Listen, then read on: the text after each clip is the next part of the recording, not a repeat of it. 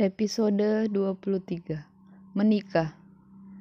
Semua orang yang hadir berbalik menatap ke arah suara. Ternyata Bu Marni, Mira, seorang gadis yang mengenakan hijab panjang menutupi dadanya.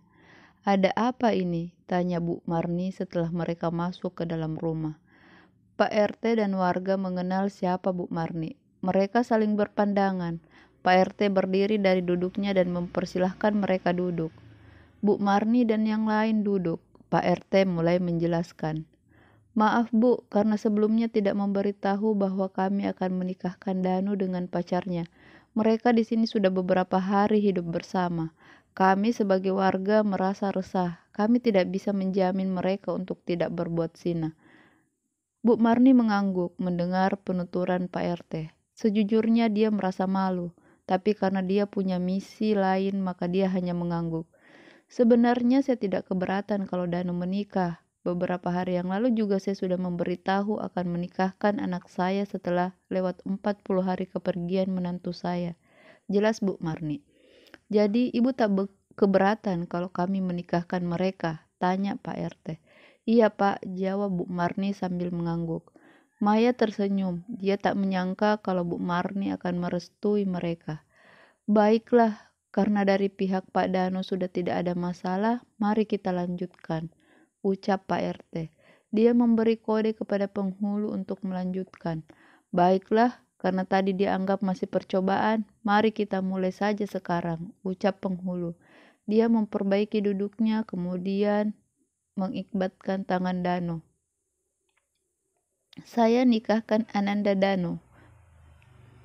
"Tunggu," sela Bu Marni. Semua orang berbalik menatap wanita itu. "Ada apa Bu?" tanya Pak RT lagi.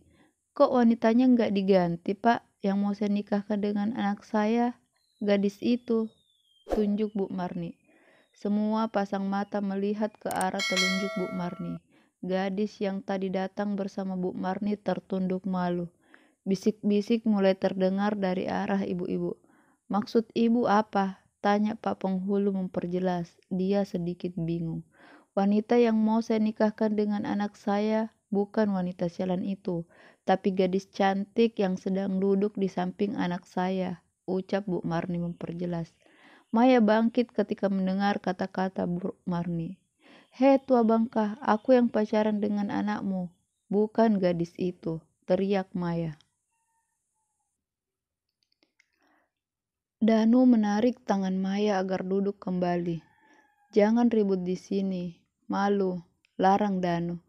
"Mas, kamu gak dengar apa kata ibumu? Dia mau menikahkan kamu dengan orang lain. Terus aku gimana?" tanya Maya dengan wajah gusar. Danu memegang tangan Maya, berusaha menenangkan wanita itu. "Bu, tolong jelaskan maksudnya apa?" Bu Marni hanya diam membuka tas dan mengeluarkan sebuah map. Dia melemparkan map tersebut ke arah Danu. Lelaki itu mengambil map tersebut dan membukanya, membaca lembaran demi lembaran. "Bu, ini apa?" tanya Danu, walaupun dia tahu kalau itu adalah surat perjanjian yang pernah dia tanda tangani di kantor polisi. "Jangan pura-pura tidak tahu. Kamu kan tidak bodoh. Jadi bacalah dan tentukan pilihanmu," jawab Bu Marni. Semua yang hadir di tempat itu penasaran dengan map yang masih dipegang Danu. Maya bangkit dan menarik kertas putih yang sedang dipegang Danu. Dia membaca kata demi kata sampai di lembaran yang keberapa matanya membulat. Penuh emosi, Maya merobek kertas itu menjadi beberapa bagian hingga tak terbentuk lagi. "Wanita iblis, tega sekali kamu menjebak anakmu," seru Maya dengan murka. "Diam, ini bukan urusan kamu," hardik Bu Marni. "Danu, tentukan pilihanmu atau ibu telepon polisi sekarang juga," desak Bu Marni. "Maaf Bu, tapi kalau boleh tahu ini masalahnya apa ya?" sela Pak RT. "Begini Pak, anak saya sudah berjanji untuk menikahi gadis yang bersama saya, jadi tidak mungkin dia menikahi wanita sekaligus," jawab Bu Marni. Pak RT dan yang lain hanya bisa mengangguk, tapi tak bisa berbuat apa-apa. "Maaf, apa pernikahannya bisa dilangsungkan atau tidak? Saya masih ada jadwal untuk menikahkan pasangan yang lain," tanya penghulu yang sedari tadi hanya diam. Jadi Pak, ucap Bu Marni. Baiklah kalau begitu, ayo kita mulai sekarang, ajak Pak Penghulu. Mas, kamu kok diam saja? Ayo kita pergi dari sini, ajak Maya. Dia menarik tangan Danu, tetapi lelaki tersebut tak berkutik. Dia melepaskan tangan Maya, memegang wajahnya lalu berkata, "Maaf, Mas memilih dia." Pandangannya menatap ke arah gadis yang sedari tadi duduk menunduk. Tangannya memilih ujung baju tanda dia sedang gugup. Plak. "Tega kamu, Mas," teriak Maya. Dia lalu berbalik menatap Bu Marni. Baru saja dia hendak mendekat, dua orang tiba-tiba datang dan menarik tangan Maya untuk keluar dari tempat itu. Ternyata dari tadi para pengawal yang disewa Bu Marni telah bersiap jika terjadi hal yang tidak diinginkan.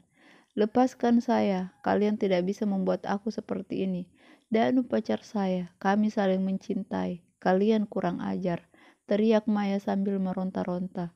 Tetapi tenaganya kalah kuat dengan tenaga dua orang itu.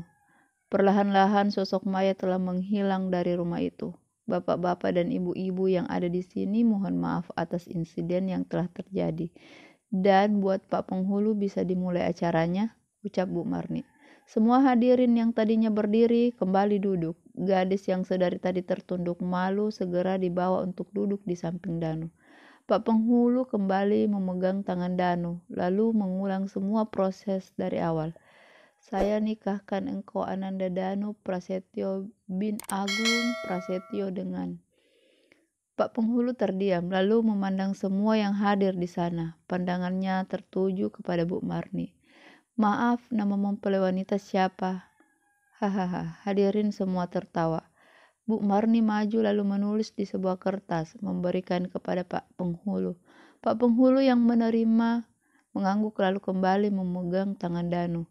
"Saya nikahkan dan saya kawinkan engkau, Saudara Danu Prasetyo bin Agung Prasetyo dengan Ananda Alika, Putri Kiara binti Arsyad Hermawan, dengan mas kawinnya berupa seperangkat alat sholat dan uang 1 juta rupiah tunai. Saya terima nikahnya dan kawinnya Alika Putri Kiara binti Arsyad Hermawan dan mas kawinnya yang tersebut tunai." Danu mengucapkan ijab kabul dengan satu tarikan napas. "Sah," teriak para hadirin. Proses pernikahan yang mendadak itu telah selesai. Para hadirin dijamu makanan kotak yang telah dipersiapkan oleh Bu Marni sebelumnya. Mira yang sibuk mengurus semuanya. "Kamu tidur di kamar atas, aku tidur di kamar tamu. Ingat, status kita hanya di depan umum. Selebihnya kamu hanya orang lain bagiku," ucap Danu setelah semua tamu pulang dari rumahnya. "Santai saja, siapa juga yang mau sekamar sama orang kayak kamu," balas Alika. Gadis itu meninggalkan Danu. Dia berjalan menaiki tangga. "Heh, tunggu, aku belum selesai bicara." Danu menarik tangan Alika sampai gadis itu hampir saja terjatuh. "Lepasin brengsek,"